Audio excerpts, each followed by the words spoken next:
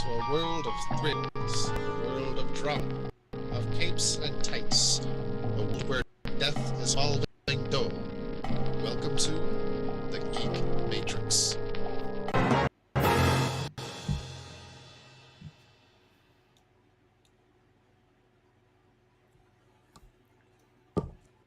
Hello, everybody. Welcome to the Geek Matrix DC Comics Review Show, episode number 262. My name is Rob, and joining me, as always, is my wonderful co-host, Josh. Hello. Hello. You said Hello. in a very deep voice. My goodness. That was kind of creepy. I don't know. I'm going to be honest. That was kind of weird.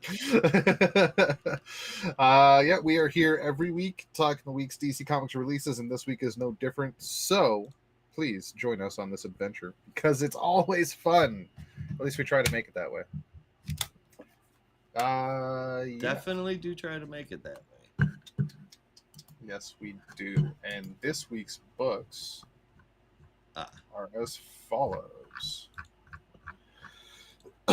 Excuse me. We have in our honorable mentions section for the day Cheetah and Cheshire rob the Justice League, Resurrection Man, Quantum Karma number 6. There's Cheetah and Cheshire number 2. Resurrection Man, Quantum Karma number 6. Justice League versus Godzilla versus Kong number 4. And Batgirl number 11. With our absolute books being Absolute Green Lantern number 6 and Absolute Superman number 11 to be reviewed at the end of the month.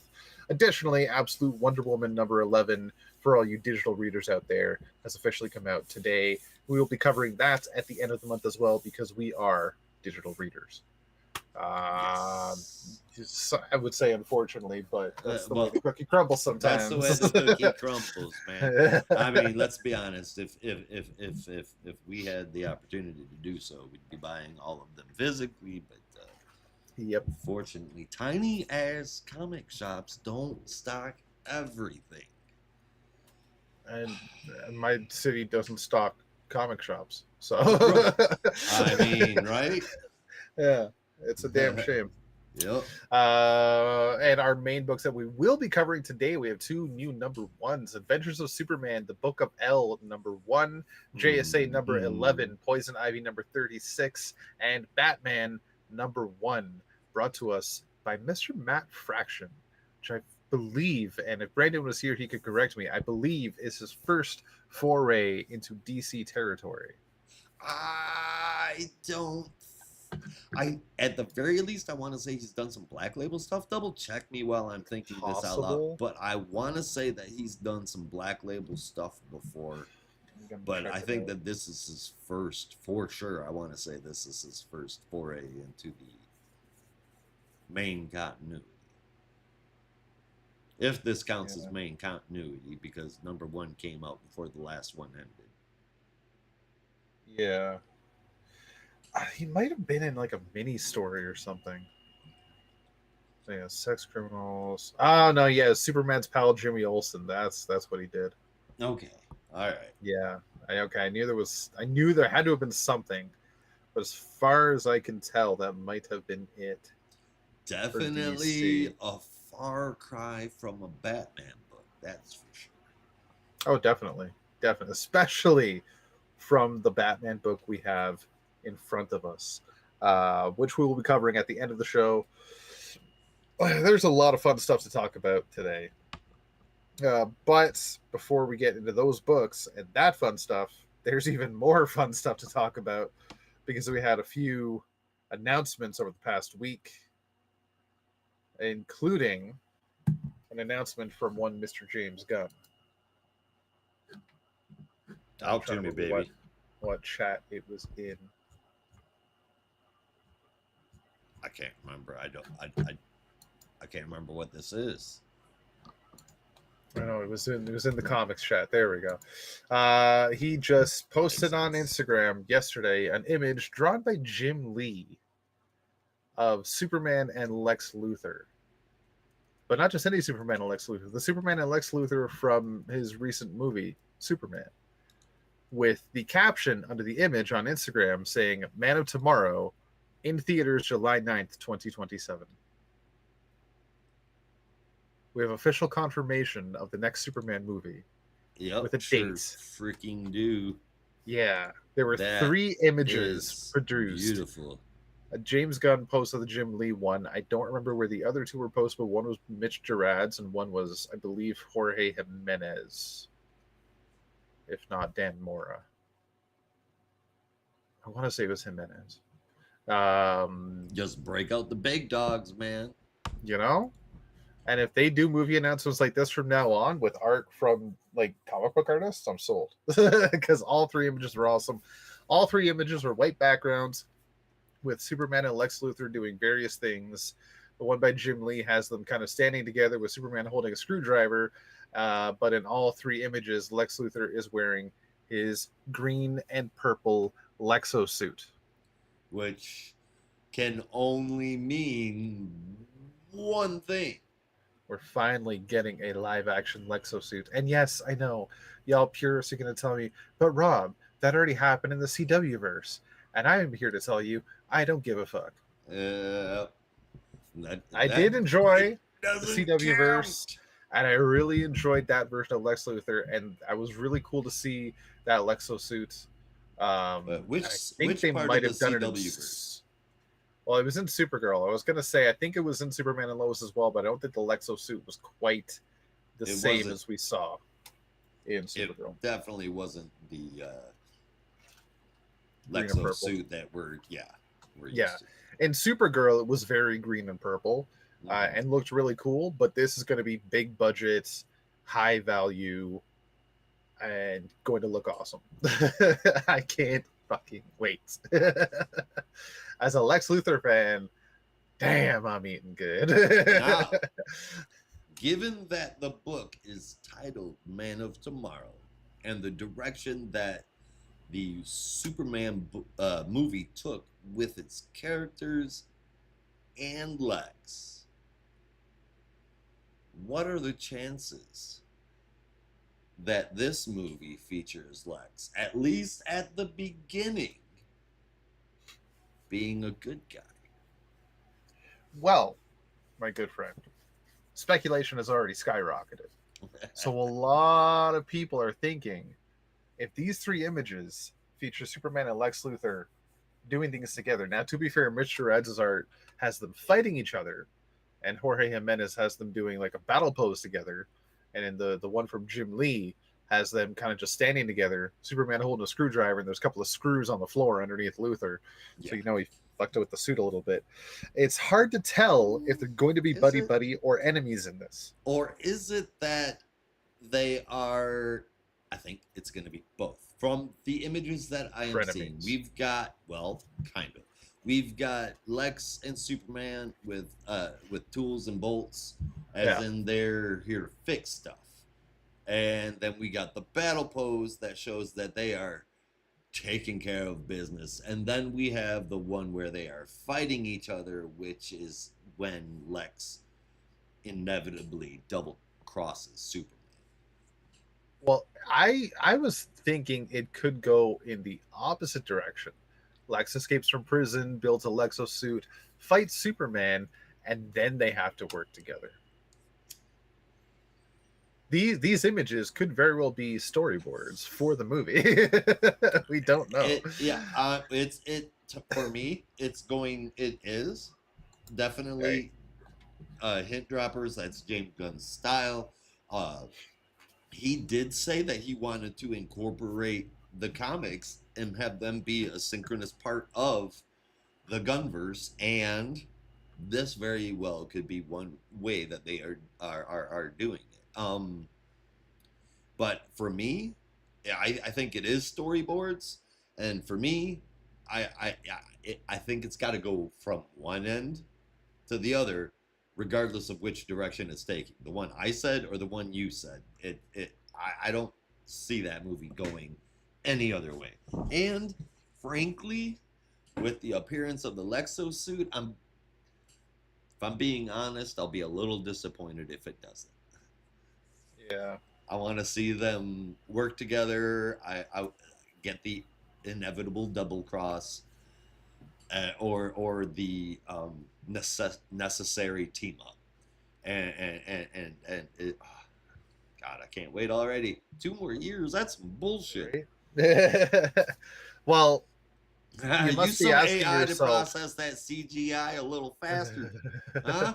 Gun? You might be asking yourself this question now, though, is if there is a potential team up, what could possibly cause these two mortal enemies to team up? Brainiac. Yeah, exactly, my friend. That's That the is what only the thing. speculation Yep. that's the speculation that's been booming. Is that Yep. people think Brainiac is going to be the joining force. So there's only 3 things that it could be: Brainiac, Starro, or Kryptonians / Ultraman. That's the only 3 things that could necessitate it. As much as I want, and please, James Gunn, or if you're friends with James Gunn or could pull on his earlobe, just give a little tug. I desperately want Mongol in the Superman movie, but I don't What if think that's what's happening? Mongol. I don't think Mongol is the villain to bring these guys together. Mongol and Warworld are a Superman tackles this type of situation. You know what I mean? Well, think about James Gunn's first movie with Superman. He had a bit of trouble dealing with a kaiju attacking Metropolis, right?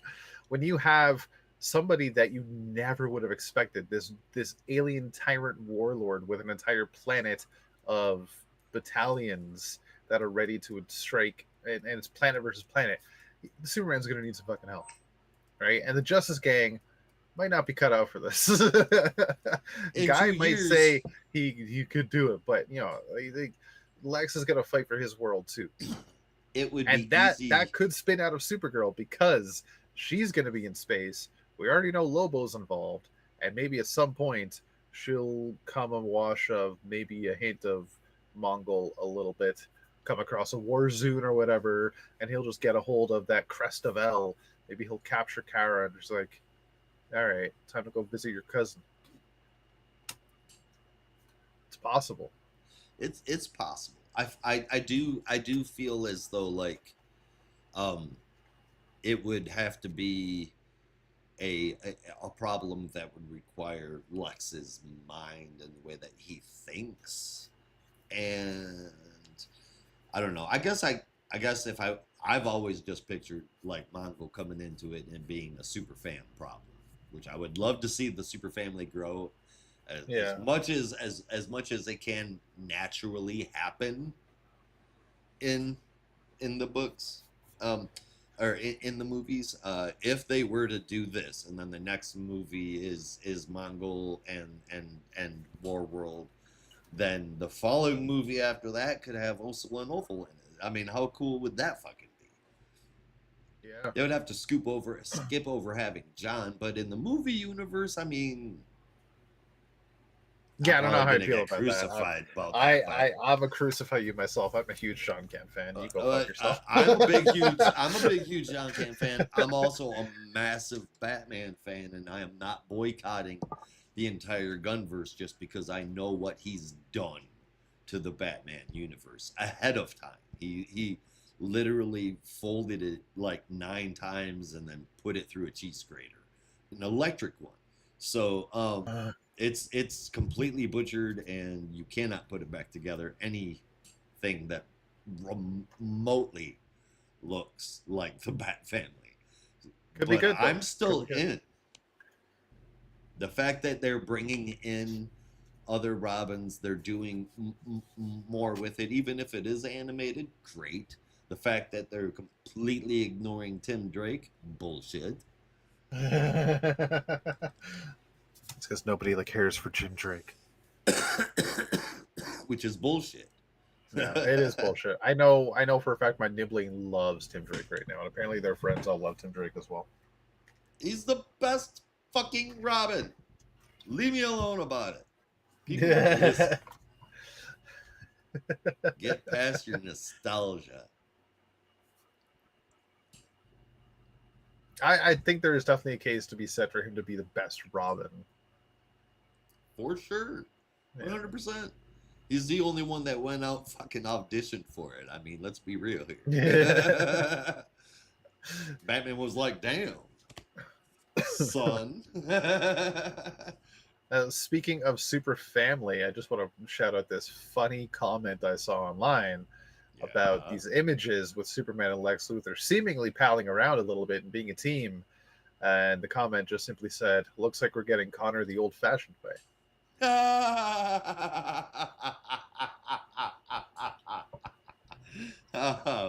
Oh boy.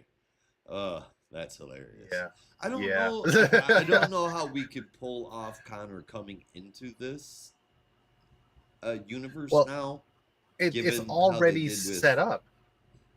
With Ultraman, I mean, that'd be like a rehash of it.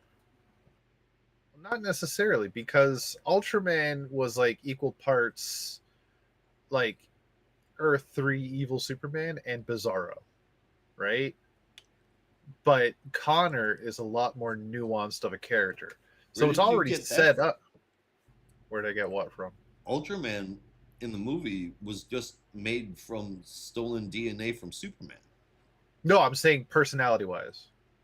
Oh, I mean, sure, personality-wise, but that's what I'm saying. That's what I'm talking about. Yeah, that's what I'm talking about. Personality-wise, he's the husk, basically, right?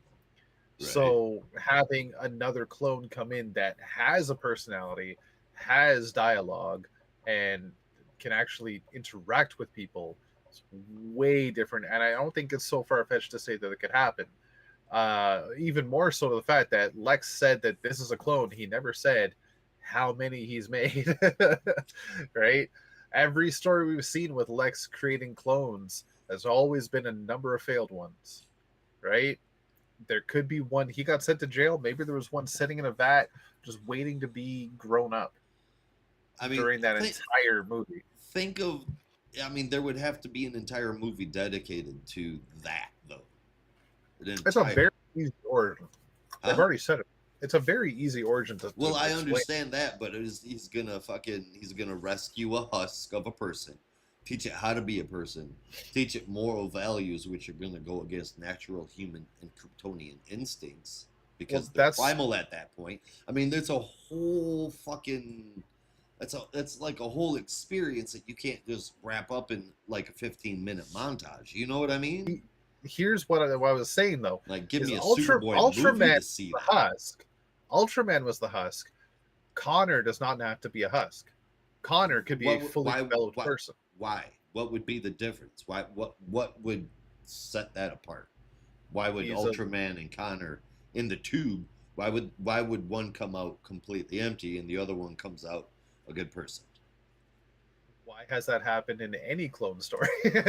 later generations. Connor didn't come out a good person. No, but he didn't come out a husk either.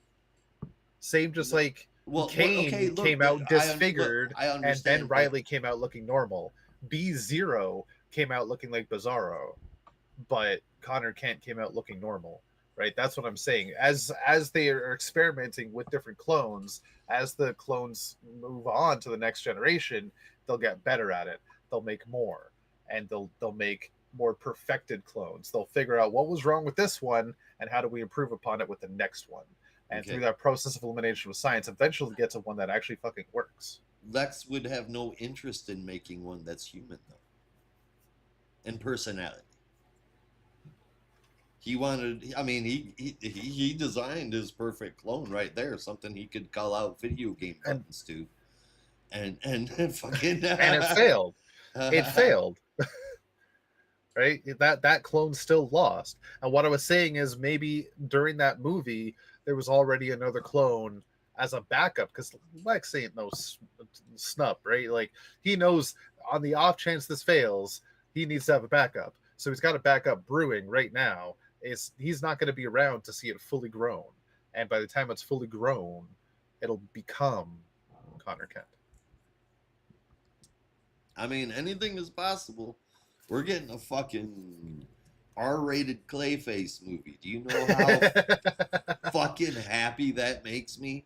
Right. Do you have any idea how happy that makes me? I love every single iteration of Clayface that has ever been made. His original shit, I love BTOS. You put it in Harley Quinn the animated series, and I am a fan. There's so much that you can do with Clayface. He does not deserve to be the C-list villain that he often is portrayed as, like Sandman for Spider-Man. I think that's bullshit, y'all. Clayface is an awesome villain, and they're gonna go no holds barred on this, and I fucking love that. I can't wait to see it. I'm just really like, oh god, we're gonna go on forever. Yeah, bullshit, exactly, Russell. We're gonna go on. Like they call Dick Grayson and Jason Todd the dynamic duo. That is happening in the Gunverse. Dick Grayson, Nightwing, and Jason Todd, the Red Hood, are referred to as the dynamic duo. And to my knowledge, if I remember correctly, they are the story is going to be about them coming up together as heroes. What better way to fast track it? Do two at once. Also, happy to hear you say that you just love Clayface, because this movie is about Clayface 2. I don't know if you knew that. I read about that recently. Lady Clayface? Clayface 3. Okay. Wait, no, okay. I'm sorry. The third Clayface is Lady Clayface. I apologize. Oh, but okay. this is not Boris Karloff then? No. Okay. I don't think his name's not Boris Karloff, is it? No, Boris Karloff's the fucking actor. yeah. No, it's Boris. It's not Boris at all. You're crazy. I swear it's not. It's Carlo. Basil Carlo. Okay. Yep. Yeah. Basil Carlo. Yeah, but this one is apparently Matt Hagen. I mean, I'll take it. Yeah. I prefer Carlo. My bad. I mean, it was pretty close. I don't know. I don't know if they're close. both going to be there, but I've seen some set photos of what people are saying is Matt Hagen. So. No, I mean that's the set photos are definitely Matt Hagen. I just fucking it didn't click. But in any case, I mean, while Clayface 2 isn't exactly the better of the three, it goes first Lady Clayface and then him. He's kind of like he's not untouched, but he's not the one that everybody knows, so he can kind of get a little out there with him, do different things. Yeah. You know what I mean? And I highly doubt anything is possible again. Anything is possible. But I highly doubt that it's going to be like a legacy character. I think that this is going to be presented as the first Clayface, and it's just going to be Hagen. Now, I hope I don't piss you off with this, but I just had a thought based off the set photo I saw. See, so I'm not going to say the spoiler because I have no idea what the hell this means, but the set photo I saw, if you didn't see it, is Matt Hagen in a car with bandages all over his face. And some thoughts are just popping into my head. What if this whole thing about Clayface getting a movie just feels like kind of crazy? How they're going to have this whole like this man shifts through clay, but it's going to be R-rated. It's probably going to be horror based. But what if this is a kind of a pseudo Hush, where he, instead of having shape-shifting powers because his whole body's made of clay, what if he just puts on different faces and kills people? Well, see, that is more OG Clayface than it is Hagen. Hagen is the one that was in BTOS. No, I thought that was Basil. Basil Carlo was in BTOS. No, he was in the cartoons. I know I'm almost positive too. I know he was in the '60s fucking detectives, in the '60s Batman comics. I guess that would be Detective Comics. Let me look. Yeah, he died during Chris. I could have swore. Yeah, in BTOS, he's portrayed as a movie actor who's badly disfigured, but that's what the hell? mashing the Yeah, two of them. it is Matt Hagen. What the fuck? I always thought it was Basil Carlo the whole time. Nope. Nope. But Clayface, like the OG Clayface, was like the violent killer, and Hagen was like he used it to his advantage. Like you said, the hidden face kind of thing, but he used it to like get money and power and shit. Yeah. And I think that is probably, if you think about it, that's the better way to go about making it. You could make an awesome Clayface horror movie, or you could make an awesome Clayface movie that has horror in it. And I think the second way is the way to go. You could do that with if they map Matt Hagen the exact way that he has been done, then that could make a hell of a movie. Yeah. We'll have to see how that goes. If I can move on to our next bit of news, we have seemingly a confirmation from one George Newbern.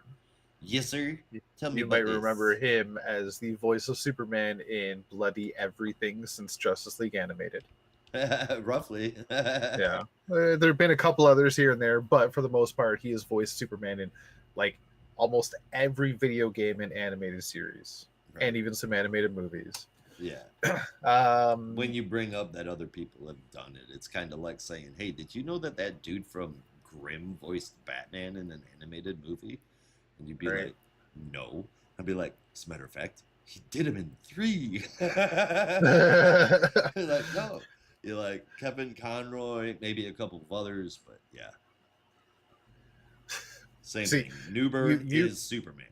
You would say that to me. Did you know that guy from Grimm voiced Superman in a movie? And I'm like, yeah, but did you know George Newbern's better? Yeah, no, Batman. He did Batman. Not Superman. Who did Batman? Oh, the guy from Grimm. Oh, yeah. Okay. Yeah.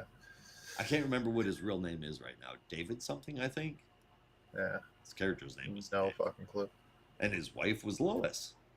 Interesting. Superman must have been pissed. Okay, but what George Newbern has, because we were rewatching the Grimm series at the same time that I convinced her to join me with Superman and Lois. So we kind of binged like the first 2 seasons together, and it was weird watching her be with somebody I knew voice Batman and Superman at the same time. Bitsy Tulloch is in Grimm as well. Oh, okay. That's where that was at. Yeah. Fair enough. I didn't know. She plays the wife in both shows. Oh, okay. Married to Batman and one married to Superman. Literally in the other. Well done. Best of both worlds. She's an awesome actress. I'll watch her. Oh yeah, she is. Anyway, I keep interrupting you. What George Newbern has confirmed, because we're not talking about Grimm, we're talking about this. Injustice 3 is currently in development. Whoop, whoop. Fuck yeah. Hell yeah. Now, I find it bittersweet news because Injustice was a lot of fun.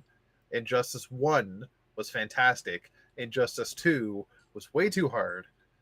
But Kevin Conroy is no longer with us. Yeah. And I don't remember. I honestly have not kept up with the comics. I still have to go through and read them all. Has Batman died in Injustice universe yet, or is he still alive? Oh, fuck. You would ask me that. Now I don't remember. Okay. Because if he's alive, I need them to kill him off. Because it's not going to be the same without any other voice. You've had Kevin Conroy voice from the first 2 games. It can't just be anyone else. Or if you're going to do it, have this take place in the far future where Bruce is an old man and Terry McGinnis is Batman now.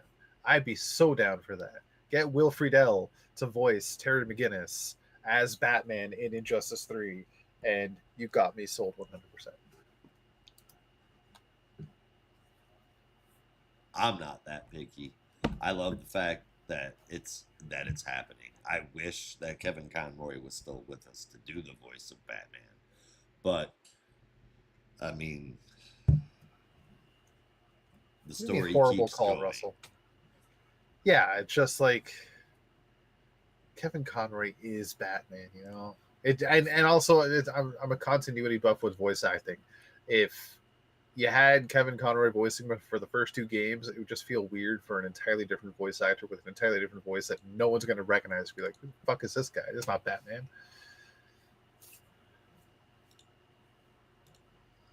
I mean, maybe. Yeah, we'll have to see. But I'd be down for some Terry McGinnis. I love Terry McGinnis. And finally, the final boss. I hope not, because if he comes up and says shit, the only thing you know for certain is that it's not gonna happen. Yeah. When he says shit, you know, we're not getting anywhere tonight. He's not going to shut up for an hour. We have, and I brought this up in our absolute roundup last week, but now I am going to give us the rundown one more time, and you and I are going to give the listeners a deeper rundown on what we think is going to happen with DCKO. All 32 fighters, the full roster has been announced. Right. And we have as follows: Power Girl, Superman, Supergirl, Lex Luthor, Damian Wayne, Batman, Red Hood, Batwoman, Plastic Man, Aquaman, Harley Quinn, Lobo, Metamorpho, Wonder Woman, Swamp Thing, Firestorm, Black Lightning, Guy Gardner, Giganta, Captain Atom, Jay Garrick, Cheetah, Cyborg, Big Barda, Connor Hawk, Star Sapphire Carol Ferris, Vixen, Zatanna, King Shark, Hawkman, Etrigan, and Starro. Possibly Jarro. A lot of people say it's Jarro, but I don't think it's Jarro. I think it's just regular Starro, which is dead. Fucking weird regardless. If Starro wins this tournament, which honestly makes perfect sense right off the bat, then the universe is doomed. True. Because if you don't remember, the winner of this tournament basically gets Darkseid's power and becomes the new Darkseid, essentially becomes the Omega King, whatever that entails. So Starro becomes the new Darkseid. The multiverse is fucked. That's not happening. Yeah, but mind control. It's very possible. So yeah, that's our 32 fighter roster for DCKO. They have them as a variant cover for number 1, drawn by Dan Mora. It all looks amazing. Some very cool choices, some very obvious choices, some very surprising choices, and in my opinion, some very dumb choices. Yeah, there's some in there that don't belong. Like Harley Quinn. Red Hood. I'm gonna be honest with you. No. Don't pull up the Vorpal fish, okay? That doesn't count. That's one of many things, and it definitely does count. Harley has been all over and has shown all kinds of potential as far as handling power goes. She belongs there, but Red Hood, who I am dearly fond of, does not. Yeah. Jay Garrick is a surprising choice out of any Flash. That's no kidding. Yeah. I think, Superman is obviously that's an obvious choice. Plastic Man is a good pick because of how overpowered he is. He's potentially, arguably, the most, if not one of the most powerful heroes in the DC universe. Yeah. Captain Atom, he can remove powers. For example, Yeah. read all of the Atom Project. That was all about that. So, is that going to come into play here? But like I said in our chat in our Discord, I think that what's going to happen here, should I say it, Rob? Go for it. I think there's going to be a last minute swap out, some kind of shenanigan. Russell, yeah, Russell's not a fan of Jake Garrick. No, Russell's not a fan of many things. Hell yeah, I'm down to play Rivals tomorrow. And later.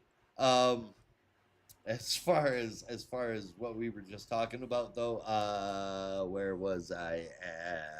You think there's going to be a last minute swap? I think there's going to be a last minute swap out. Some kind of a shenanigan is going to happen, and there's going to be a last minute swap out. And I think that is why we keep being told that the most important man in the universe who isn't on the card is Booster Gold.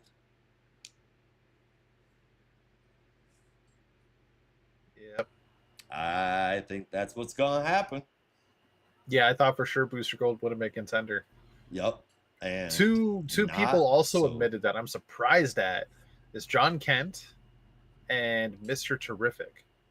And I thought Mr. Terrific would have been a shoo-in based off how his story has been going over the past year. Right. But here we are. Here we are, indeed. Also throw in the fact that, and I brought this up briefly during our absolute roundup, but I'm going to go into a bit more detail here. We've seen some preview art for the first issue, and we've seen characters in the preview art that are not listed here, such as Prometheus. And we know through tie-ins that have been announced, such as this I don't remember the title, but there's a Batman tie-in where Bruce goes up against multiversal versions of himself to find out who's the one true Batman. There are other characters involved in this tournament. So how is it only 32 fighters? I want to say that the fighters, it's one of two things. It's either 32 fighters from Earth, which means that the tournament is massive, and in order to be satisfactory would have to be way too long.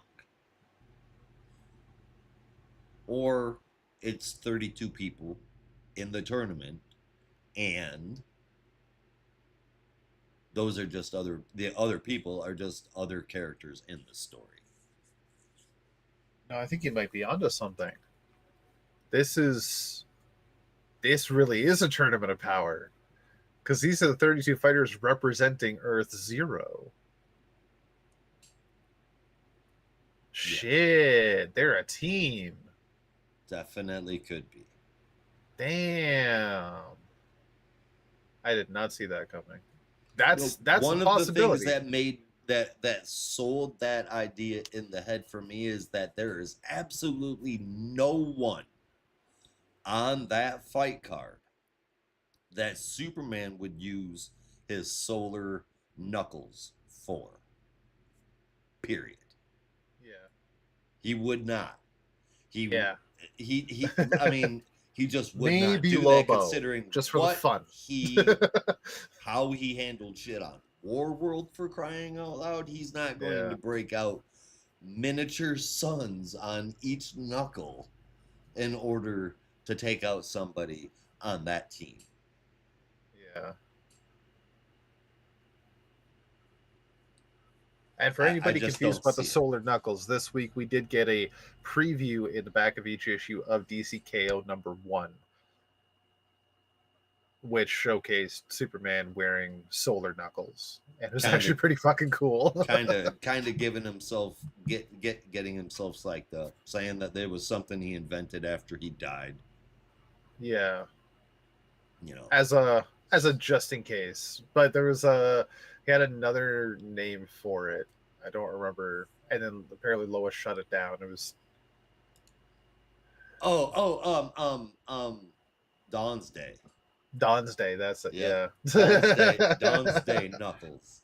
That's what he wanted to call it, Dawn's Day. And yeah, Lois. Dope name, not gonna lie. Nope.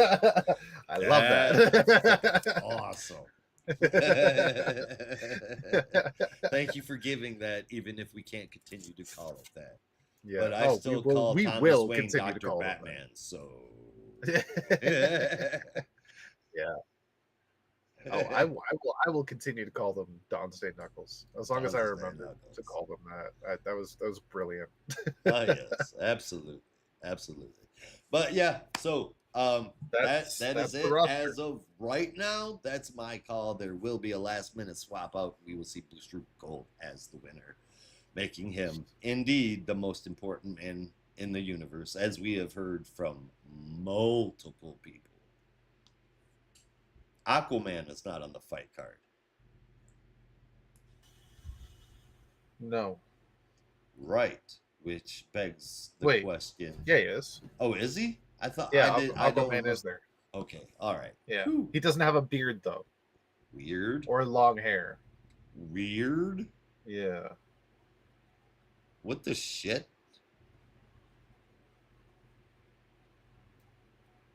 Hope down at the bottom of every one of those pictures it says model may not be accurate to final product.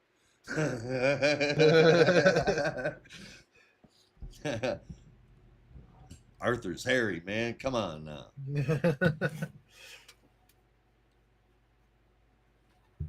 Yeah, we'll have to see. We will have to see. But yeah, if this is like a team of 32 people, that's fucking crazy. 100%. Could be absolutely nuts. And then see if it's set up that way, we'll get to read the big fights and we'll get to have the smaller fights captured. You know what I mean? Like Red Hood got his ass kicked by some Philosians. You know what I mean? Yeah. That kind of shit can be captured. We don't even need to see that fight. You know what? So there's like that. I think that would be a good way to do it. That would explain the multiverse battle royale of the Batman.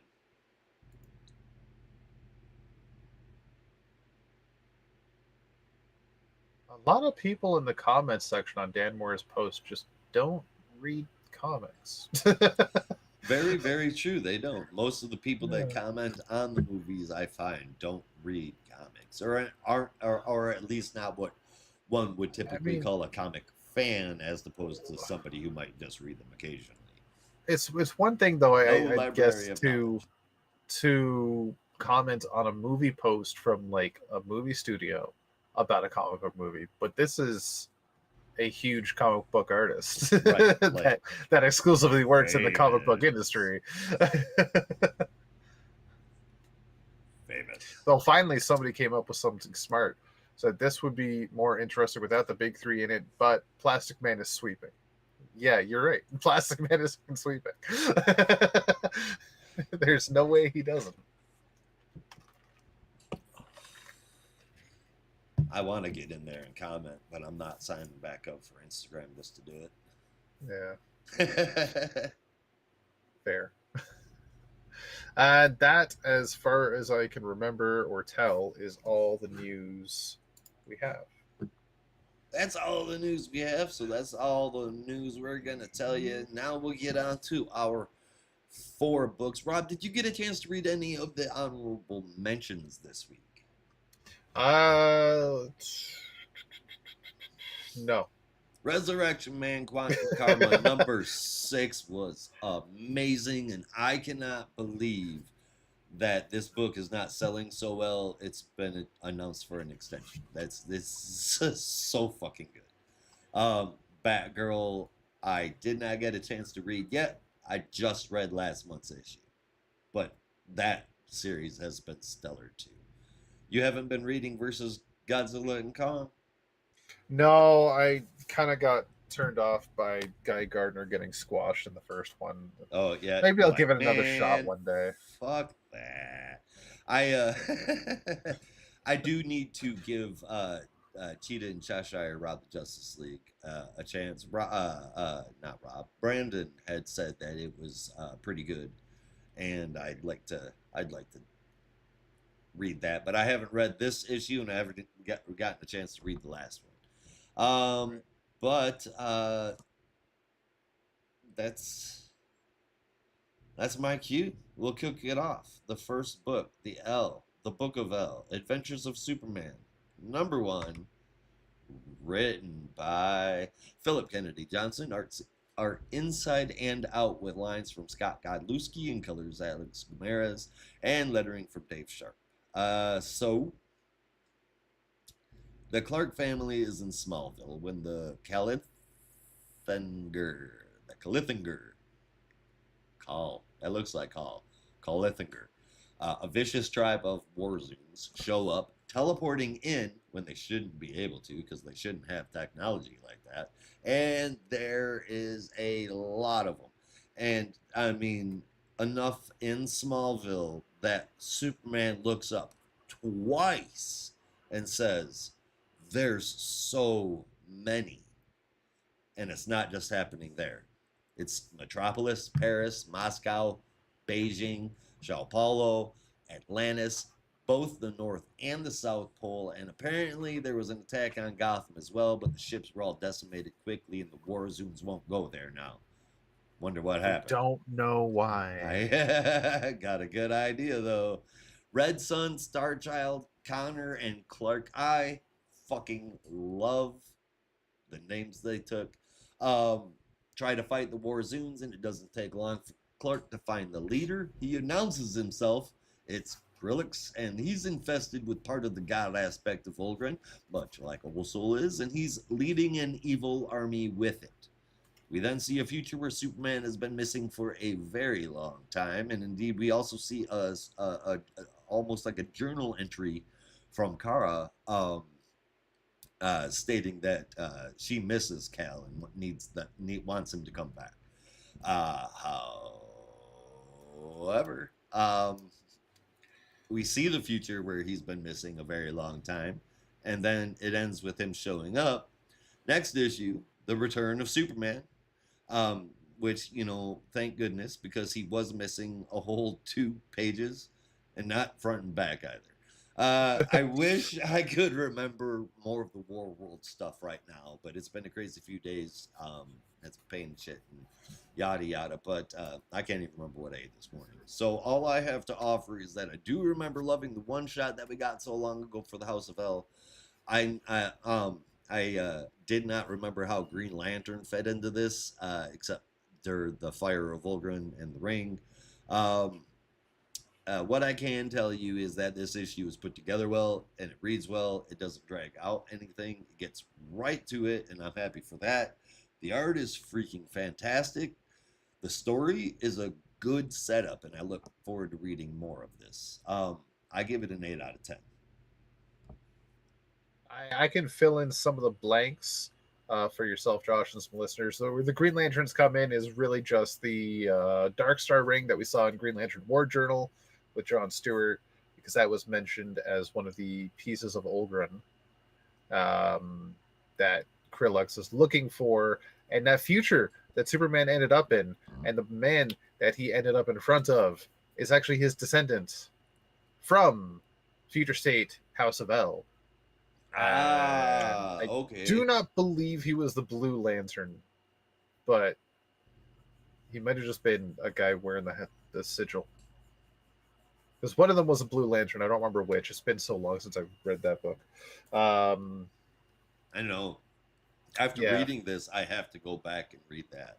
Yeah. Like, I know the general breadth of what happened in Green Lantern in relation to this. I mean, yeah, but that's like the stuff in Green Lantern War Journal is ultimately not going to matter now, from what I understand, right? Pretty much. If anything, the ending where whatever his name was ended up in that portal and said, "Oh no, not you," and then we never saw him again. Yeah. I have a feeling that was Krillux he ran into. Yep. That's Right? exactly what I think. And then Yeah. I think, do you remember when you had Glenn ask PKJ about whether or not dude was what's his face? And he was like, I don't want to spoil anything, but you're kind of sort of right.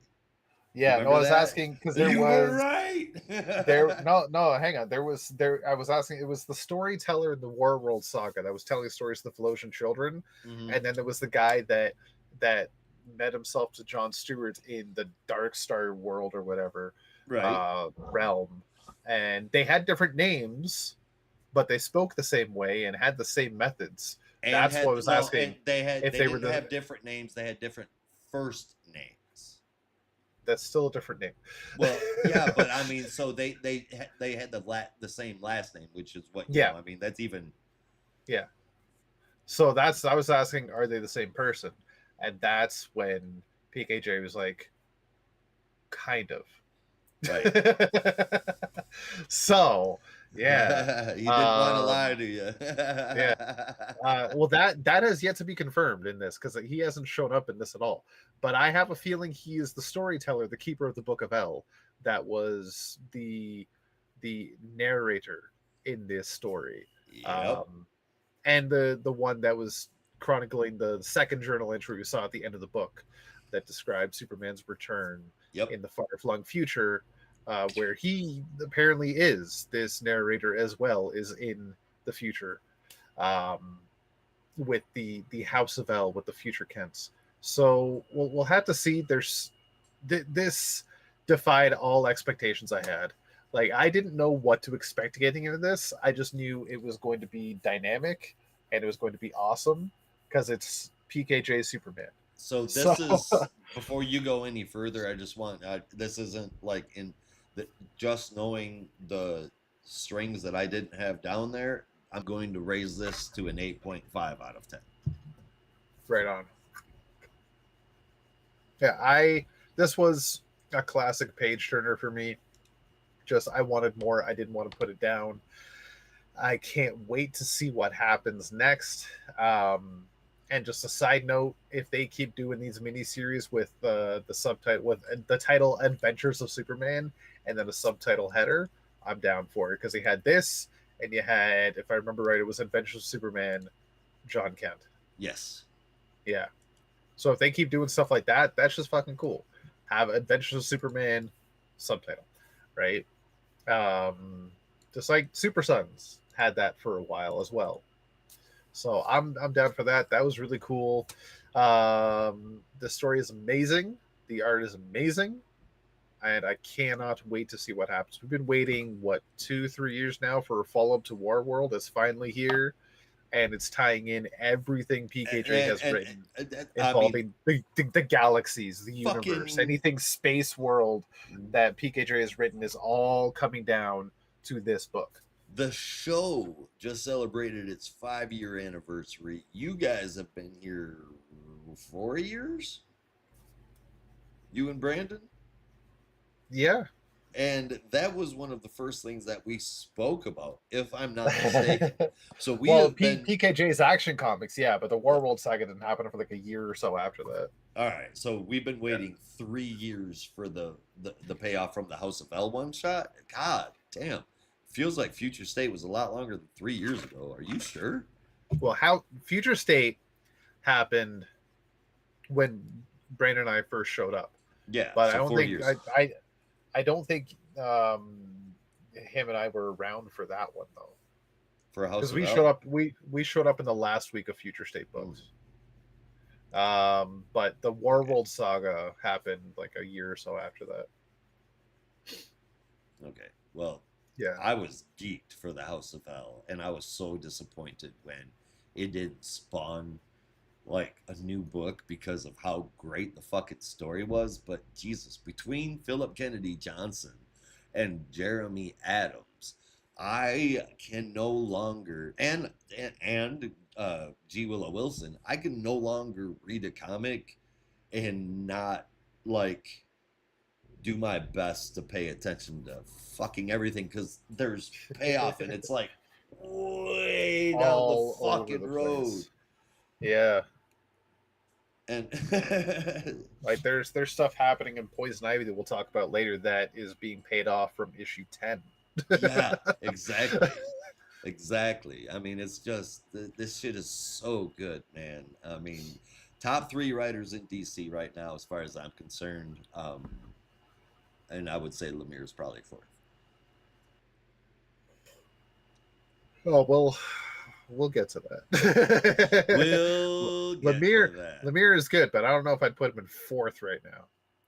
And we'll talk about that with JSA. Yeah, there's Wade. I mean, okay, but those 3 are in my top 5 for sure. That's fair. No, that is 100% fair. I would agree. This book, stellar, amazing, out there. 8.79 out of 10. 9 out of 10. 9 out of 10. 9 out of 10. I'm stoked. When House of L came out in Future State, that was one of those books where I was looking at the Future State listings. I was like picking and choosing which one I want to read, and like, who the fuck is Philip Kennedy Johnson? What's this House of L? I don't give a shit about this. It has nothing to do with. These are all new characters. I don't give a shit. This is gonna amount to nothing, and I did not read it for 2 years. And then the Warworld saga came out, and then they teased stuff with the House of L. I'm like, shit, maybe I should go read that. You should definitely go. And anybody out there that hasn't read it, I mean, especially if you're reading this stuff now, definitely go read that, because that's going to give you a peek of what we're building toward. And my guys, it's super fucking cool. Yep. Now, speaking of 9 out of 10, we can move over to talk about a team that has 9 out of 10 members left. Oh, that was cold. Oh, I don't even know God. if there's 10 total right now, but it worked.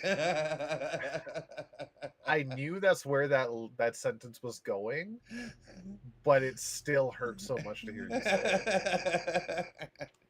Oh, I wish I had this so I could have the connecting cover. Yeah, right? I can't wait to see what that connecting cover looks like, which is probably going to be the JSA on number 12, but still. I thought it was a variant. Anyway, continue. I don't know. Who knows? Sometimes it is, sometimes it isn't. Just an addendum right now. And on the cover, it does say Ragnarok Part 1, which, to be fair, this story does kind of set off Ragnarok, but this whole story arc since issue 1 has been called Ragnarok. So inside the issue, it says Ragnarok Part 11. So I don't know what to believe. The point is, this is Ragnarok for the JSA. Yes. That's all that matters. We're just going to call it Part 11. This is written by Jeff Lemire with art from Diego Orlartegui, colors from Luis Guerrero, and letters from Steve Wands, with the cover from Leonardo Romero. So we kick off with our intrepid couple that are going through couples counseling right now. Our man and Jesse Quick having an awkward discussion somewhere beyond the Arctic Circle about their relationship. And just as it looks like they might be coming to an agreement on some stuff and actually getting through their shit, there's an alert on the ship, and they finally found Dr. Midnight. They land. There you go. They land, they catch her, get her and Obsidian inside and safe. And this is when Dr. Midnight says that we need to get the others. They're all walking into a trap, which we already know has happened because we saw it last issue. We jump on over to the rest of the team there. We see Jay, Alan, Jenny Lynn, and I can't remember Sandman's name, but Sandy. Hawkins? Something Hawkins? No, I don't think it's Sandy Hawkins. No, that's not Sandy Hawkins. That's a I'm not. No, school. No, I'm not saying his first name is Sandy. I think his last name is Hawkins, though, isn't it? I don't remember. Because people call him Sandy because he's Sandman. Yes. Yeah. Anyway, they have been met up with by the Injustice Society. Ruby Sokov is keeping them down using her power. Alan tries to reason with her and plead with her as she reveals that her father, the Red Lantern, is alive, and Alan now wants to find him with her. But it is seemingly too late, as Wotan says. But just then, with a flash, Hawkman, Hawkgirl, and Kid Eternity arrive, and Kid Eternity, complete with the powers of the deceased members of the Justice Society, taps into Kent Nelson's abilities as Dr. Fate and blasts away members of the Justice Society, leaving them to escape with a, I'd call it a boom tube, but it's a portal from. Oh no, shit. Yeah, what? It is Sandy Hawkins. It is Sandy Hawkins. Okay. Yeah. Yep. Sadie Hawkins is the dance. Yeah, Sadie Hawkins. Sadie. Is the dance. Damn it, Josh. I was right. Garrett Sanford also used the name, but he was in the dream dimension. Sadie Hawkins. Yeah. Yeah, the Sandy Hawkins dance where girls ask the boys out. Yeah, Sadie. It's been a long time, dog. Been a long time. So yeah, Johnny Sorrow portals them out of there with what looks to be a boom tube, but it's probably just magic. And then the team rebands. The Hawks are together. They have Kid Eternity, and then they get on the horn to the trio with Obsidian, where they reveal that they have Obsidian safe and sound. They all meet up together, and then we jump on over to Khalid, who is still at the brownstone bedside next to Jakeem, where he starts to hear voices, and these voices are actually Kent Nelson. Thanks to Kid Eternity, he's able to get a brief message across the threshold, portaling Khalid back into the Tower of Fate and giving him the Amulet of Anubis, which apparently has just enough magic power to give him some abilities as Dr. Fate, even though he does not have the Helm of Naboo. He needs to fight back. The Justice Society needs Dr. Fate. So with that, he is Dr. Fate once more. Meanwhile, in the fifth dimension, where we last saw them, Jakeem, Thunder, and Obsidian are still fighting against Quisp. The Thunderbolt is doing the best it can to fight against them, but this is when Khalid actually is able to portal himself in to the fifth dimension and discover where Jakeem and Obsidian are and gets them out along with the Thunderbolt. This brings Jakeem and Obsidian back from their respective comas, and then Yolanda shows up as Jakeem is ready to get out of bed and says, "Call me Wildcat. We need to go find the team." They have a brief family reunion, and this is when the team finally regroups all together. We're still missing the trio that are at the brownstone, but you can bet your sweet petunias they are on the way. The JSA that are together are about a mile away from where the Injustice Society have activated their weapon using the Spear of Destiny and the Helm of Naboo. That's Sorry. Johnny Sorrow, Russell. Yeah, Johnny Sorrow. Using the Spear of Destiny and the Helm of Naboo, they are able to open a portal which welcomes the unnamed ones. And it's basically H.P. Lovecraft goes splooge on a page. Yeah. I love a Lovecraftian wet dream. Is probably the best way to describe it. Yeah. Probably safer for public than the way I did. Yeah. All I can say is that squid monster at the end of Watchmen is shaking in its tentacles right now because, dear God, these things blow that one out of the water. Fucking A. Yeah. So that's where our issue ends. Next month, all hell breaks loose. And quite honestly, I think it already did. So, hell of an issue. We finally get the team back together. I really wish Brandon was here and not on vacation right now because I think this is the issue he's been waiting for. Yep. He's talked numerous times, excuse me, in the first 10 issues about how it just feels like you're watching your family break apart reading this and watching all your friends grow distant, and it's heartbreaking to read. But here we see them all come together. And sure, Jesse and our man might still be splitting up, but the JSA is still a family. And they're back together. No more fighting. They've come together, and they're ready to fight the Injustice Society once and for all. But they might be too late. It's honestly nice to see. And this issue is maybe the most JSA of an issue that this run has felt so far. It's heartfelt, it's emotional, it's got that family togetherness that you come to expect, and it's got that level of awesomeness and camaraderie and legacy that you love to see in the JSA. Like when Yolanda's like, "Call me Wildcat," yes, Queen, you got this. After what her character has been through, especially recently, um, it is good to see Yolanda coming back to the fold voluntarily. Yeah, picking up that mask again. It's so good to see. This issue, I don't know what else I can say about it. A lot of stuff happened.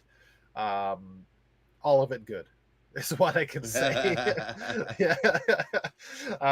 Yeah, this one is getting an 8.75 out of 10. Hell yeah. Whole team is back together again, but it looks like it might be too late. We lost Wildcat already. Well, I mean, one of them.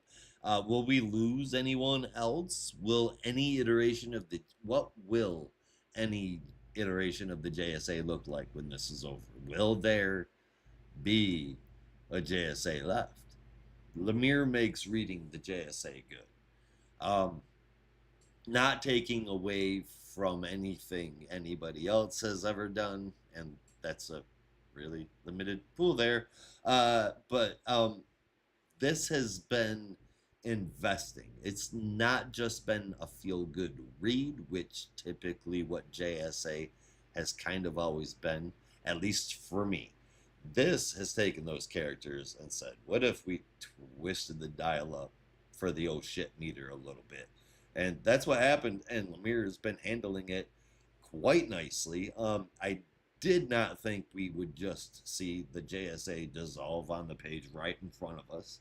It could be a consequence after all of this is done, but I knew that we would see something come back together, and hopefully it stays that way. Yeah. I can't wait for more. It's a hell of a story. The art, as always, shines. It's gorgeous. It's half the book, and it holds up just as well as the story. Story holds up just as well as the art. I really enjoyed it. 8.5 out of 10. Hell yeah.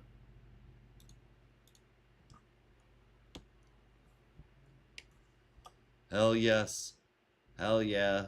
Indeed. All right, I've been itching to talk about this new book for a little while. Get some ointment on that itch. I'm about to. Poison Ivy number 36, written by G. Willow Wilson, with lines from Adagan Ilan, colors from Arif Brianto, letters from Hassan Atsmani Alhao, and a cover by Jessica Fong. Well, Undyne and Janet are worried that the power Ivy gets from leading an army is too much power for her to have, and she's, well, frankly, going to be stupid with it. She's getting pretty militaristic already, and it doesn't look like it will get any better anytime soon. She demands to know who ratted out the location of Marshview to the police and doesn't trust anyone that's in her army, going so far as to announcing that out loud, berating them, and demanding to see all of their phones. She only trusts Janet, which is pretty ironic because she's the one that betrayed Ivy.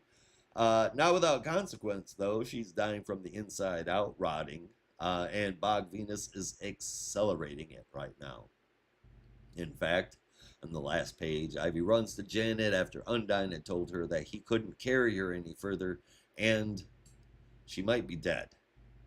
I had a feeling we'd see Soldier Ivy coming up soon, and here she is. Though I do hope that she is able to push that aside soon.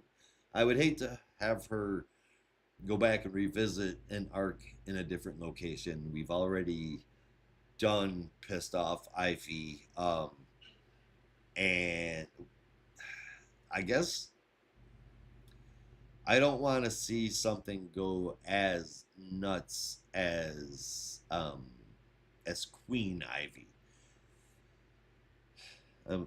this could easily turn that way, and I'm not into that idea. However, the story, as always, right here is really good, and it does leave me wanting more. And as mentioned, unsure of what will happen next. I love this book, even if this one did feel a little less. Actually, I think that this could have something to do with the art. It's definitely a different artist here that stands out, and there is a number of panels where I just do not like the faces. Given that, past and not counting the, um, since I can't remember the name of the series, I'm just going to say the Nightmare books. Other than those, this might be the lowest score I've ever given a Poison Ivy book. 7.75 out of 10. Which honestly I don't think is that low. But for a Poison Ivy book, it's pretty low for a Poison Ivy book. Yeah. Yeah, this issue, I'll admit, yeah, it was a lot of dialogue, a lot of back and forth, very little plot development, and a lot of just Poison Ivy retreading. And I'm hoping that's not the direction the book is going to be going in for the foreseeable future, because this is issue 36. This is the 3-year mark of ongoing for this book, right? Mm-hmm. It's been stellar this whole fucking time. Don't fall apart now. Keep the engine going, right? We don't need to see Boss Queen Ivy just full of power and drunk in her head, and like this mistrust. I get it, but at the same time, get over yourself a little bit. There's no need to lash out at some of the people that were just trying to help you. I'm hoping this stuff with Janet kind of finally comes to fruition next issue, if not very soon, because that's getting a little old for me. Just let Ivy know that Janet betrayed her, please, and let's get that drama out the way. 35 was a hell of a surprising issue with the twist end at the last couple of pages, and I love that. I want to see that level keep going with this. I can agree the art was not as good this issue. Let's get the OG artist back, because that was dope ass shit. I mean, there's been guest artists before, but I've never been unsatisfied with it. There's something about these faces just, and really it's the faces that bother me. There's body proportions that are different as well, that could be better, but that's not the problem. You know, artists draw differently, but the faces, I'm always a big thing on faces, and I just did not like them here. Yeah, it's just it's why I won't draw comics. Because I can't draw faces I like, so it's done. Yeah. It's like, nope, not gonna happen. Fair enough. Could draw the rest and get someone else to draw the faces for you. I ain't got no kind of money like that. So yeah, this is getting 7.5. Hell yeah. Yeah, which might also be the lowest score I've ever given a Poison Ivy book. Yeah. Excuse me. Even counting the Nightmare issues? Those were disappointing. I don't remember what I gave the Nightmare issues. I wouldn't call them disappointing, but they were certainly weird. And as far as like throughout all of the Nightmare issues, maybe some of the better ones. Yeah. Were Poison Ivy. Yeah. Right? Because at least it like somewhat tied into the ongoing story. Her nightmare was she was a happy housewife. Yeah. Subservient, even. Yeah. Yeah. And also watched Batman and Harley Quinn get it on. So what the fuck is going on? This is freaking me out, man. All right. Well, it's no detective. Takes no detective to figure out the book that y'all are tuning in for. Hold on, my transistor was out there. And that's Batman #1. Yeah. Let's talk about Nightwing. Batman.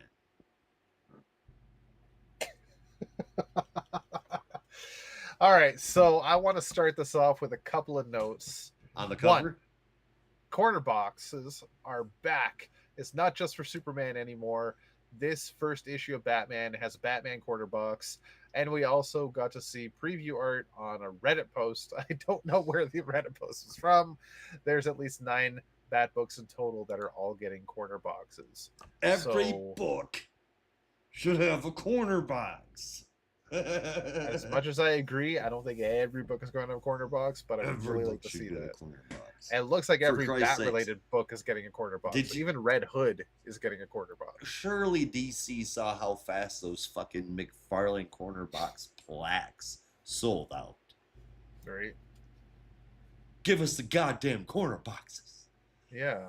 I want it for Green Lantern. I want it for fucking Batgirl. I want it for everything. You better put that shit on Cheshire and Cheetah. I need it. So Batgirl is one of the titles that's getting a corner box. As is Poison Ivy and Catwoman, Harley Quinn, Nightwing, Batman, Detective Comics, Batman and Robin, Red Hood, and Superman. Did I say Nightwing? Well, I was talking about the Bat book, the 9 Bat books that are getting it. Yeah. I think I got them all. Yeah, and then we have the super titles. So yeah, it's just cool to see. I'm thinking about today, like I couldn't even tell you why we love them. They ultimately do nothing. They're pointless. Cool, there's no reason to have them there. They're not advertisements for the book because the title is literally right next to it. They add nothing to the cover. They don't give you anything else to the issue, but they're so freaking cool, and I love them. And it's a good place to put the age rating and the issue number and a little cool ass picture of the guy that's in it, and of course the DC logo. Yeah, but those have also always been there, but the little picture is what's been missing. Aesthetically pleasing to the eye. Yeah, that's what it offers us. That's what it adds. Makes it fucking pretty. You know you grew up in the 90s when you're excited about picture in picture. Yes. I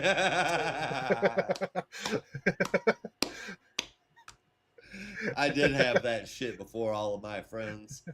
And you dude, bragged about it a lot, didn't you?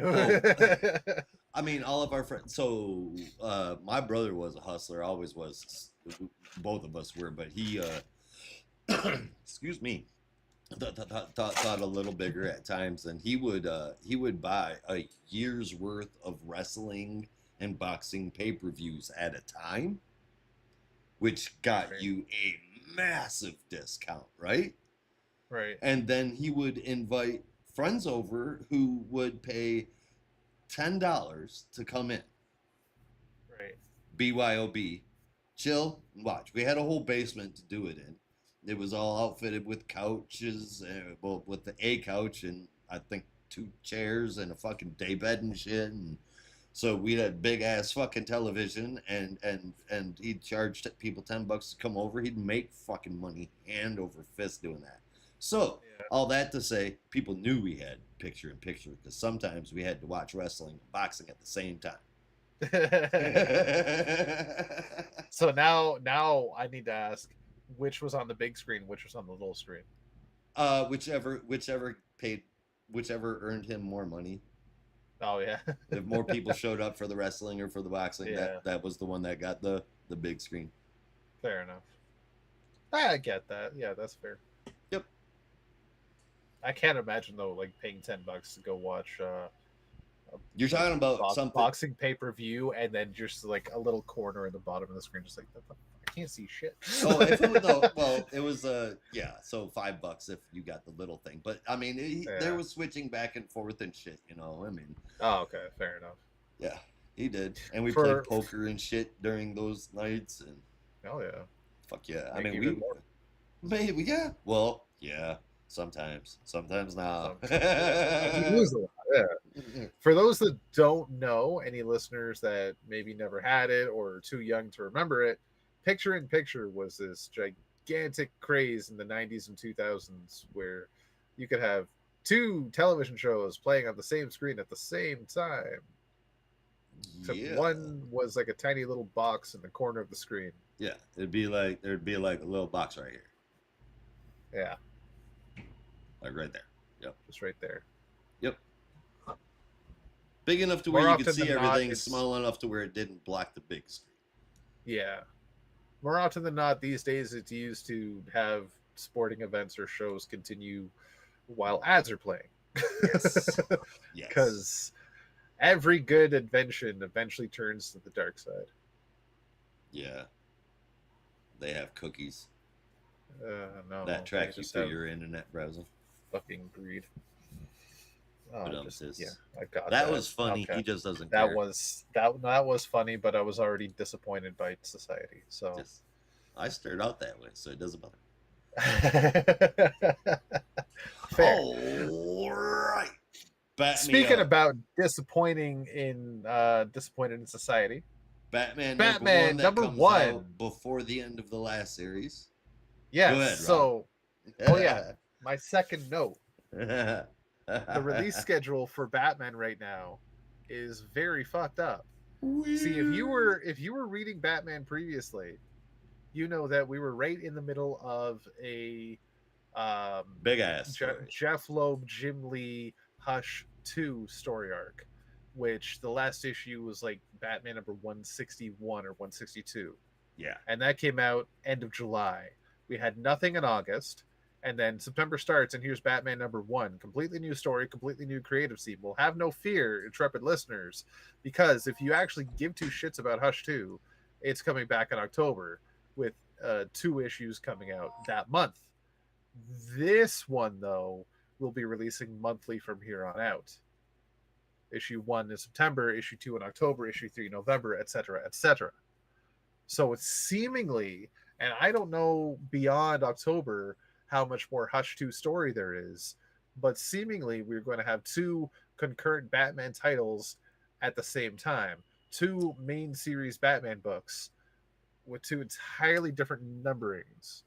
Yeah. How the hell is editorial not losing their shit right now?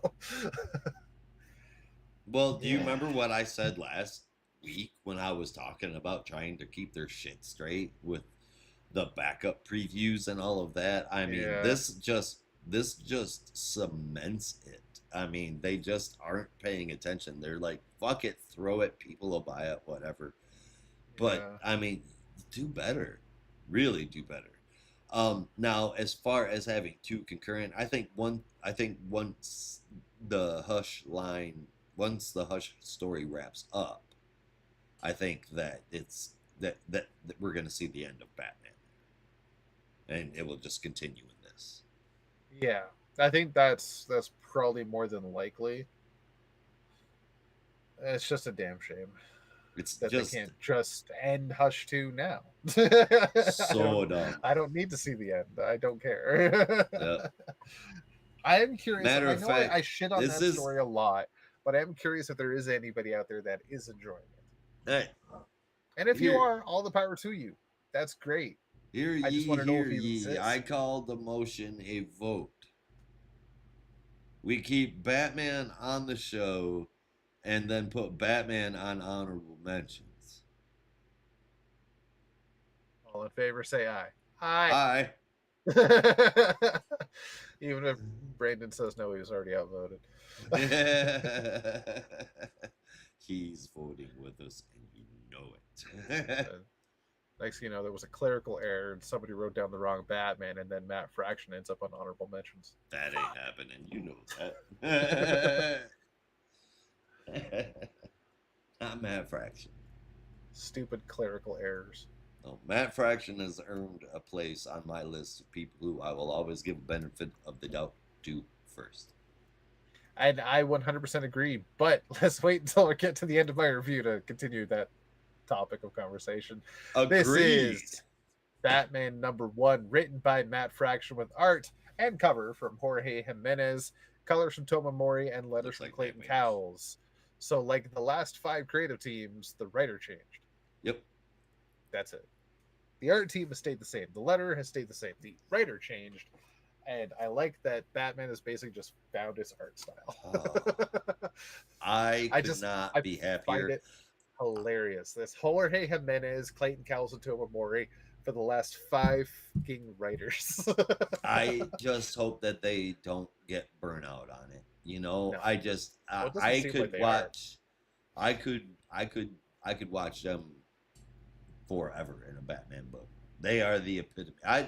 Uh, people are gonna go what? But I think at this point, I would rather see Jorge and Tomu do it than Dan Mora For Batman, yeah. for Batman, 100%. Not Yeah. period, but for Batman, 100%. Yeah. I mean, Yep. at this point, yeah, they've kind of cemented their spot as the art team for Batman. Like I said, they've been doing it since at least Jeff Lemire. I know. Were they doing it for Tom King as well? No. Shit, maybe?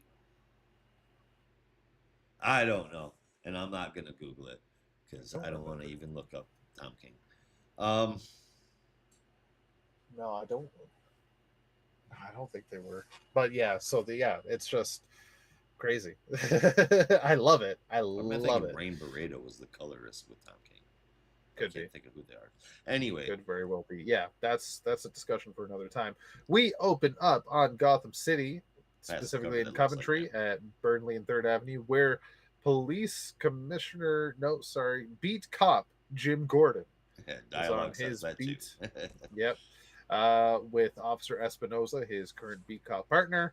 They are just shooting the shit, being cops, living life, and then all of a sudden, Killer Croc comes falling out of the sky and lands on a steak truck. Jim is just kind of chill about it. Yep, this is Gotham. Easy, officer. We're going to call this in because we're not going to deal with this. Yeah. And meanwhile, we see at the Lower West Side in Arkham Towers, Batman is there at the scene of the crime where, excuse me, Killer Croc has escaped. He has a discussion with the doctor that was seeing to Waylon Jones, and they have a brief discussion of disagreement, I'll say, towards how patients are.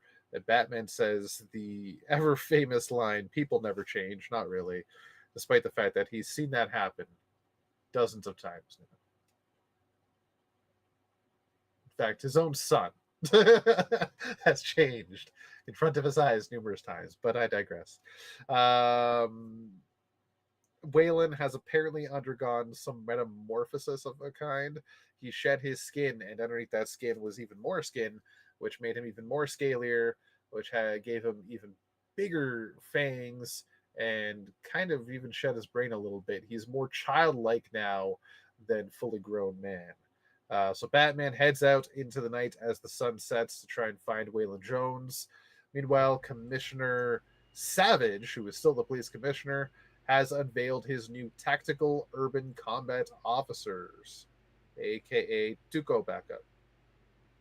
Because they couldn't come up with a better name. He needs the same guy that gives the acronyms to S.H.I.E.L.D. These officers are basically security force, private security, deputized by Gotham City Police Department to take on high-powered targets. The police are to not engage in metahuman or superpowered crime, and instead just call for this backup, and they will take care of it. Meanwhile, Batman is racing off towards where he thinks Killer Croc might be.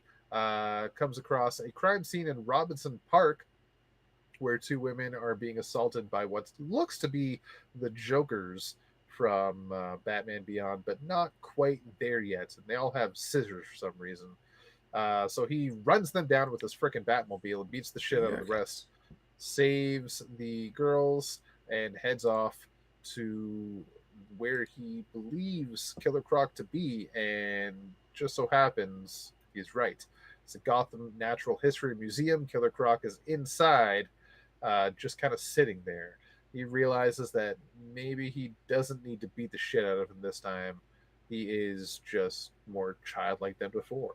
So he turns off his electric gauntlet gloves, and decides to just sit and have a chat with him as Bruce Wayne. And they do. They have a nice little chat.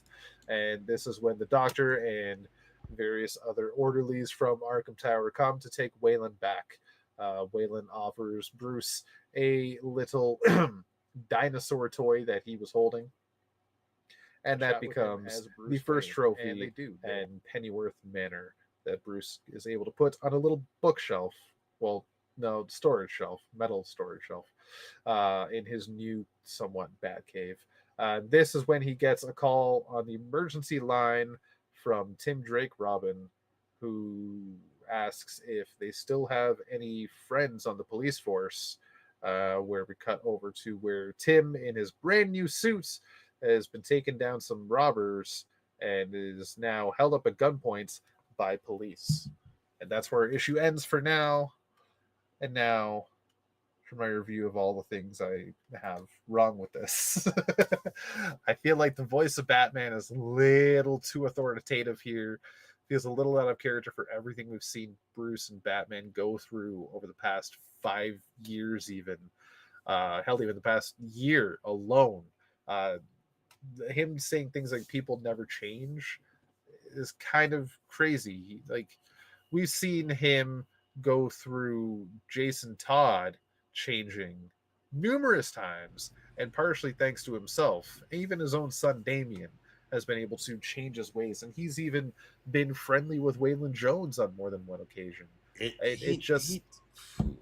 He knows. I'm sorry. Continue. Were you disagreeing with me or agreeing with me? No, I was agreeing with you. Okay, yeah. So I didn't realize you were. I saw at the last second you were talking muted for a while. Yeah, my bad. So yeah, it's so out of freaking character for Batman at this point. 5-10 years ago, you throw us that line, maybe I'll give it to you. But now, so much has happened in the past decade of him seeing change happen before his eyes, seeing people grow and adapt and become better people. It's just not something that this Batman would ever say at this point. It's nuts. The last page alone I have an issue with, because Tim would not be so caught off guard by cops coming up behind.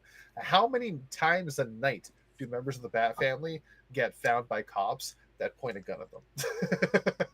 Right? If Peter Parker can swing away, a Bat family member can grapple hook away. It's so easy for them to do it. They're all trained fucking ninjas. They do it regular basis. It's kind of what they do. Yeah, it's kind of like it's unbelievable for Batman. me. Yeah, that we even call it that here. Holly does it. Holly does it. Turn around, look back. Somehow her ass has traveled all the way over to the other side of a 3,800 square foot house, and I will never figure out how the fuck she does it. I've done it to my family too, and I love it. It's just fucking zoom. I'll be like halfway up the stairs, and Angela's still talking. Just like I didn't know you're gonna keep talking, but I'm sneaking away silently anyways. I'm gonna take a shower now. That's the thing. I'm pretty sure Holly teleports, and I think you're just like walking off when you're done listening.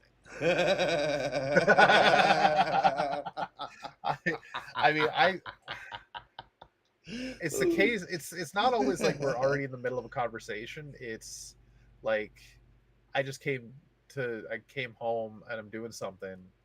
I'm putting my lunch bag away or whatever, and I start to go upstairs, and I'm super fucking silent by nature.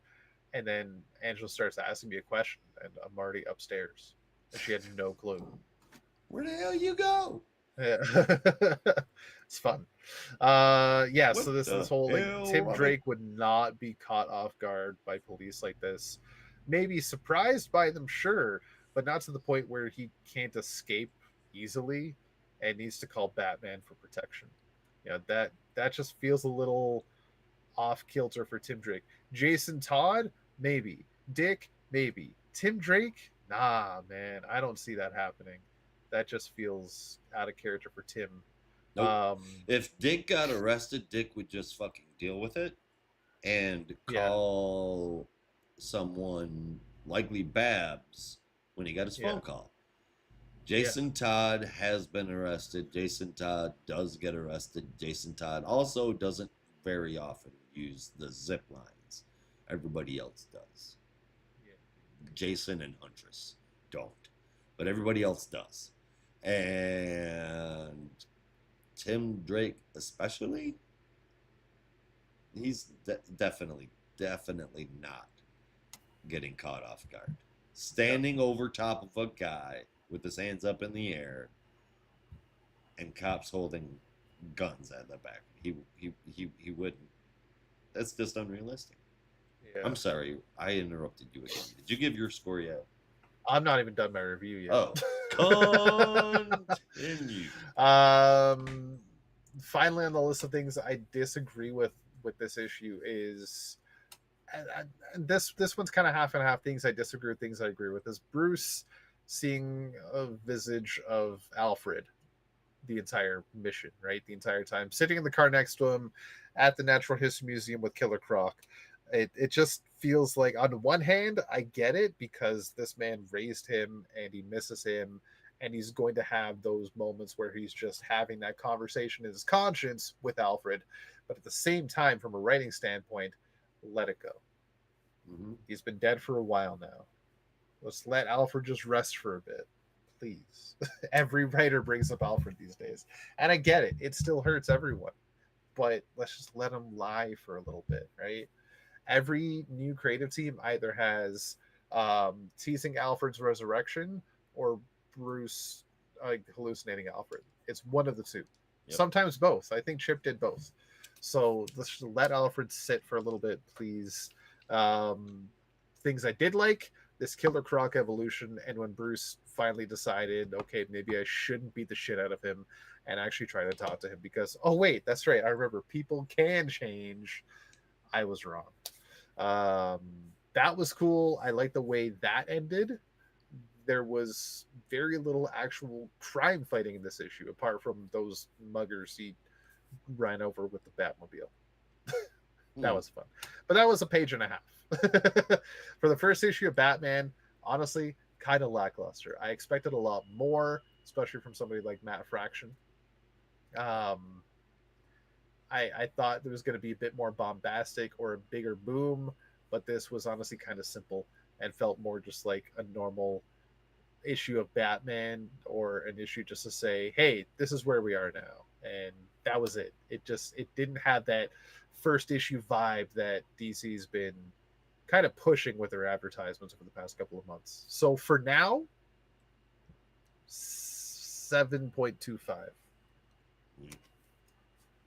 It's got that extra couple of quarters because of Jorge Jimenez. Well, the art's top notch. Set the bar level art, as always, from Jimenez. The story is 100% Matt Fraction, and that's a good thing too. But I mean, this is a number one. What got set up here? This read like a really quick one shot, and I guess I don't get what I'm supposed to get interested in here. I hope it's not Tactical Police, because that's so fucking far from new. I have fatigue. The Magistrate, what's happening in Bloodhaven, Absolute Power in a way. Oh my God! In the Absolute Universe, there's so much of it. I really don't need any more. The issues like enjoyable, but number one should get me invested. This didn't, and I'm not happy with what he did to Croc. Croc in current continuity is completely fine, normal, sane, tries to just stay out of the way. He even has a human girlfriend and is super friendly, and gets pulled into a hero role helping out Poison Ivy and saving lives quite often, and Batman knows all of this, but he gets one call and he doesn't go, there's something wrong, this isn't Waylon. He goes, what Rob said, he's a monster, nobody changes.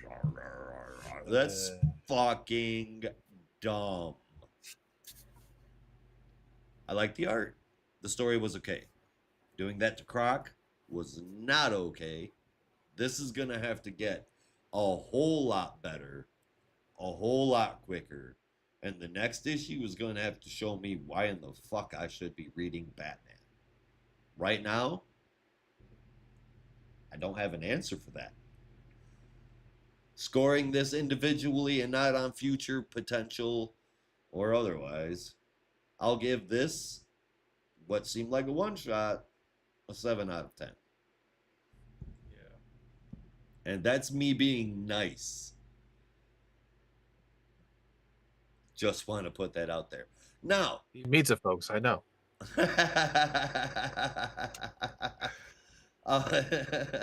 I have a question for you. Yes. Main continuity or otherwise, we currently now, as of over the last 2 weeks, have had 2 Batman number 1s. This and Batman Immortal. Which would you say is better? Oh, God. You're talking to a Sentai fan. You're talking to a guy that binge read 20 issues of Radiant Black in 2 days. Damn.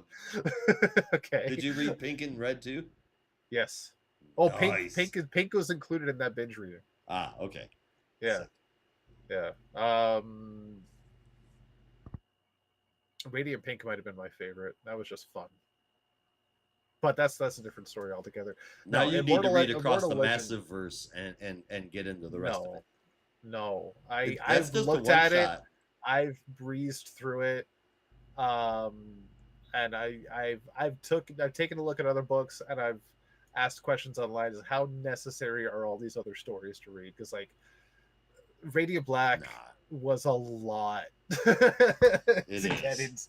It was a lot, and I was tired at the end of it. It was like I can't go through 31 issues of Rogue Sun right now. I'm sorry. It looks good.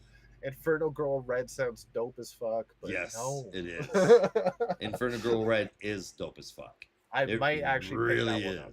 Really, I might pick that one up because I think that one's one of the newer ones. It's still fresh in a way.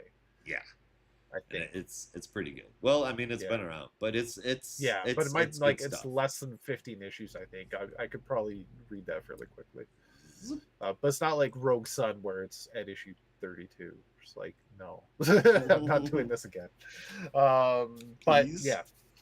Even though that one also looks really good, like they all look really good, I just don't have the time for all these ongoings right now.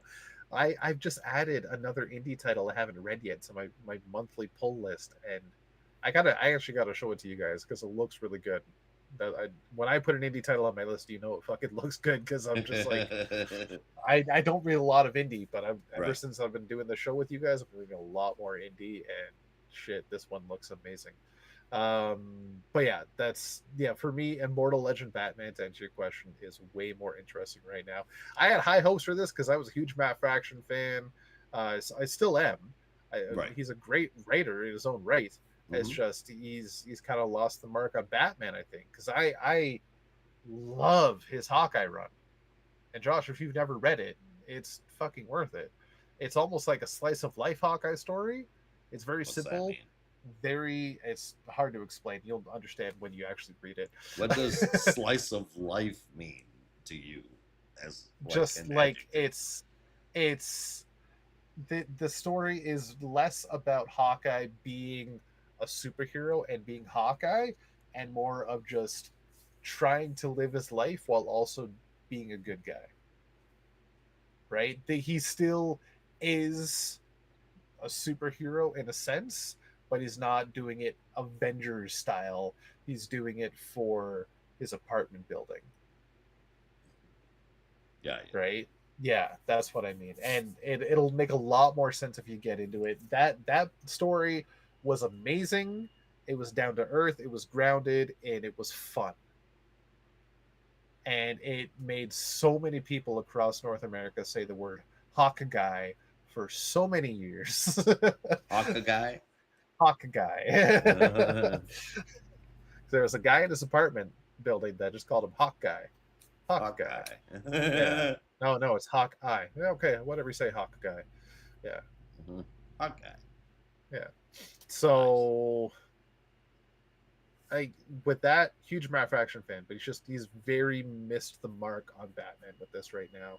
But Immortal Legend Batman, fucking stellar. Especially if you're a Sentai fan, you will love it. Even if you're not a Sentai fan, you'll enjoy it. You are not particularly a big Sentai fan, but you also said that you really enjoyed Immortal Legend Batman.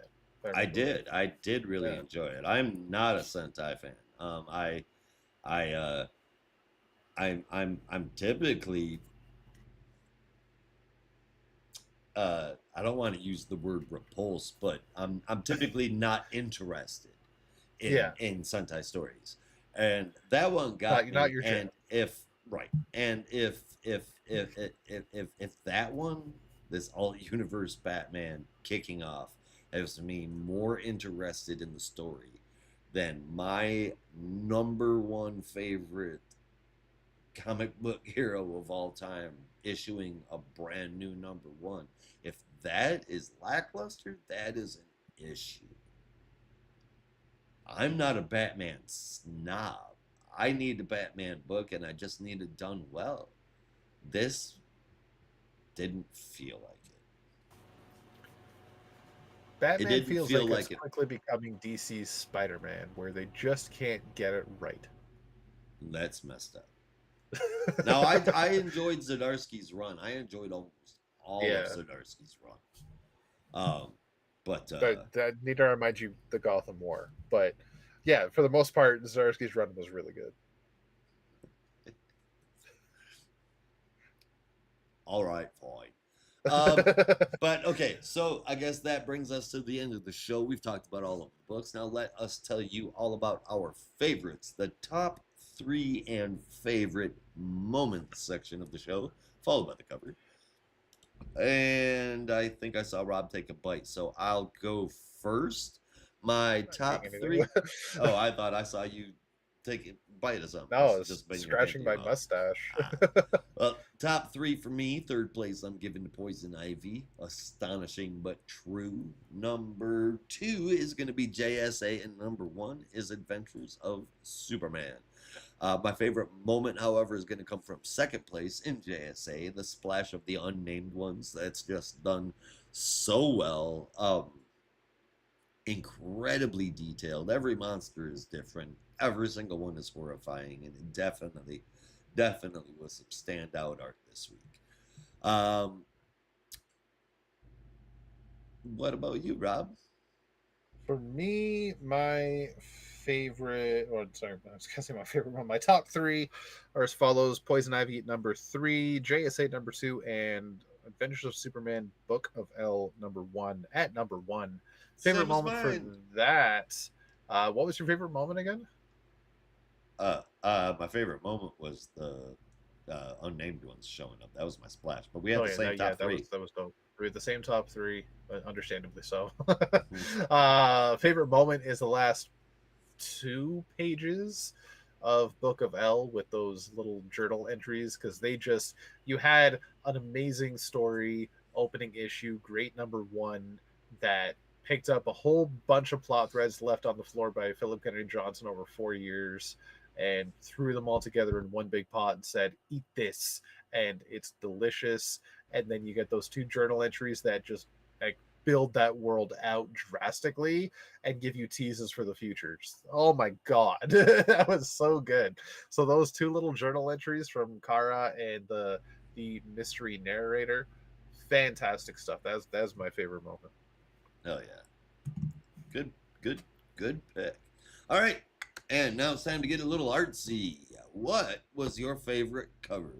We only had 4 to choose from this week. Batman number 1, Poison Ivy number 36, JSA 11, and Adventures of Superman Book of L number 1. So I'm gonna be honest with you, that Batman number 1 cover, really cool. It's very almost minimalist, but it looks so good, and it gets the point of Batman across so well. But I cannot deny how beautifully stellar that Book of L cover is, and that is my pick. It's done really well. The fade out into space is Yeah. real sick. That is done very, very nicely. I can't look at this. Jorge Jimenez is in my he's in my holy grail, right? But Yeah. there's just something about this cover, Batman, that makes me. It just feels like somebody was trying to rip off Bruno Redondo,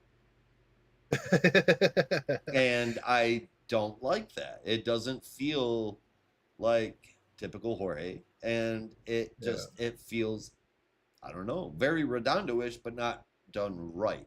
And I don't know. It even reminds me of Nightwing with the blue bat symbol. It just looks like Nightwing as well. You know what I mean? Yeah. Um, JSA is pretty cool, and I can't deny the Book of El. I don't like Superman's face on it, and the cover of Poison Ivy is absolutely gorgeous. Everything is drawn in high detail, as always, and Jessica Fong is just. I would pay her to draw me poop. She can make anything pretty. She can make anything pretty. So that one right there, that is my pick. And we will be back like usual. This is the show, and that is it. We're getting out of here, so you'll have to as well. Be careful out there, and remember, in the Geek Matrix, everybody has a home. In the Geek Matrix, you are not alone. Peace.